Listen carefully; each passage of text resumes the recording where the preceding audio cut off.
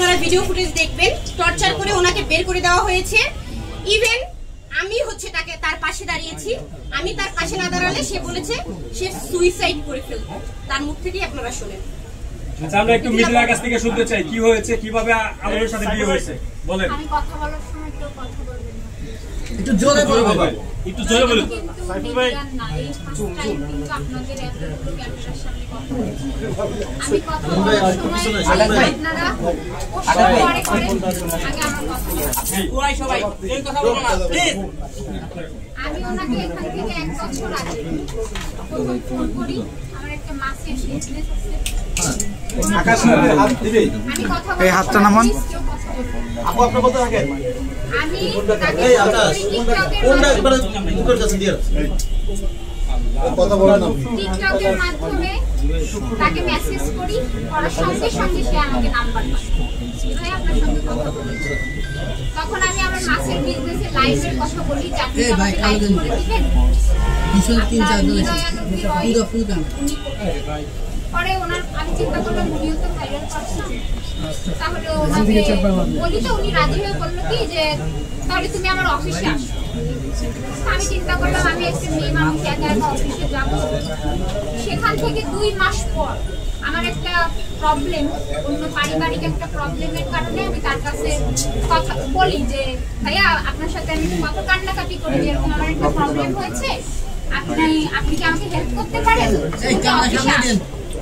পরে আমি আমার চাচাতো ভাইকে নিয়ে অফিসে যাই, যে কথা বলি সে ওই সলিউশনটা আমাকে করে দেয়। সে করে দেওয়ার পরে আস্তে আস্তে তার সাথে আমার ফোনে কথা হতে থাকে, কথা হতে হতে ভালো একটা ফ্রেন্ডলি সম্পর্ক হয়। তখন কখনোই আমি রিয়ামনির সাথে তার কথা বলতে দেখি, সারা রাত আমার সাথে কথা বলেছে, দিনে কথা বলেছে, বহুবার তার সাথে সে আমার সাথে মিট করেছে। আমি ফোন ব্যবহার করি এই 2-3 বছর, এই সব বিষয়গুলো আমি অত বুঝি না, এত আমি দেখিও না। তখন আমি একদিন ওনাকে জিজ্ঞেস করি যে রিয়ামনির সাথে আপনার কি বিয়ে হয়েছে। অনেকে বলে না যে আপনারা সবাই কিন্তু এটা জানেন যে রিয়ামনির সাথে আদৌ কি বিয়ে হয়েছে, তো উনি আমাকে বলেন না ও শুধু আমার নাইকে, এগুলো তো বলে, এরকম অনেকেই আছে। আস্তে আস্তে ওনার সাথে আমার একটা সম্পর্ক হয়, তখন ওনার মেয়ের সাথে, ওনাকে যখন বগুড়ায় মারধর করে, ওনার মেয়ের সাথে আমার একটা ফ্রেন্ডলি সম্পর্ক হয়ে যায়। মেয়েকে আমি এতটাই, বিয়ের প্রস্তাব উনি আগে দিচ্ছে যে আমরা বাইরে সেটেল হয়ে যাবো। তখন আমি বিয়ে করতে, সত্যি আপনি মসজিদে দাঁড়ায় বলবেন আমি বিয়ে করতে তখন রাজি হই। একটা কথা বলতে বলতে ভালো, কারণ ওনার সাথে আমার কোনোভাবেই এখন আমি অসুস্থ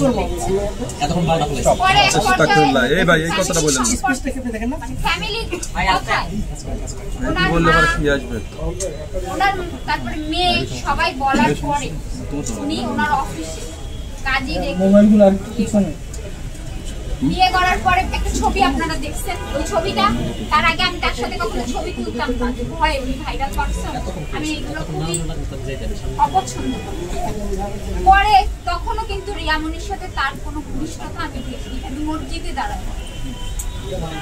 পরে উনি তো নামাজও পড়েন, ওনার কথা কতটা আপনারা বিশ্বাস করেন জানি না। পরে ওনার সাথে আমার বিয়ে হয়, বিয়ে হওয়ার পরে আমরা এই মহানগরেই কিন্তু সংসার করি 3 মাস, 2 মাস সংসার করার পরে উনি আমাকে বলে যে আমি তো মিডিয়া পারসন, এখনই এটা ফ্লাশ করা যাবে না। এই আস্তে আস্তে রিয়ামনির সাথে ওনার যখন মনে করেন পুরোপুরি আমি ওনার প্রতি দুর্বল হয়ে গেলাম, তখন আস্তে আস্তে আবার